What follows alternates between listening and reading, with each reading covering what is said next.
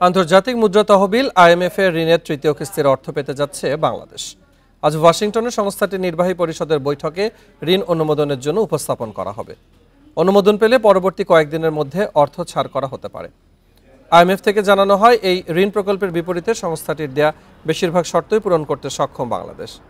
ঋণের তৃতীয় কিস্তির পরিমাণ হবে $115,20,00,000। কিস্তির অর্থ ছাড়ের শর্ত বাস্তবায়ন এবং অর্থনৈতিক সংস্কারের অগ্রগতি দেখতে 24 এপ্রিল সংস্থাটির একটি মিশন ঢাকায় আসে। তারা সরকারের বিভিন্ন সংস্থার সঙ্গে বৈঠক করে বৈদেশিক মুদ্রার রিজার্ভ কমায়।